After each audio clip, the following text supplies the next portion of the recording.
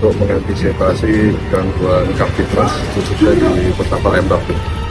Tadi saya sudah ambil apel di Polrestabes Palembang yang tempatnya di depan kantor DPRD. Sejumlah 500 personil gabungan, ada anggota TNI dari POM dan juga dari Kodim, ada Satpol PP juga dari Disub, dan sebelumnya saya ngambil apel di Direktur Lalu Lintas, ada 200 personil lalu lintas.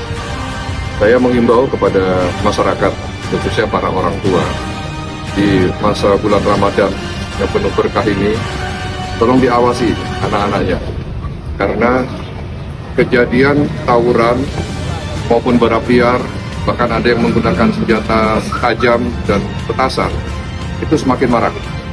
Dan dari kepolisian, berikut instansi terkait, kita akan melakukan penindakan dan kita akan tangkap para pelaku-pelaku gangguan Kamtipmas tersebut.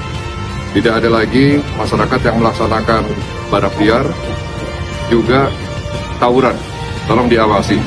Saya juga mengimbau para ketua-ketua RT, lingkungan, juga mengingatkan, laksanakanlah ibadah bulan puasa ini dengan penuh hikmat, tanpa diganggu dengan kegiatan-kegiatan yang bertentangan dengan bulan Ramadan. Terima kasih. Untuk targetnya selain tadi Jenderal tawuran, apakah tempat hiburan juga?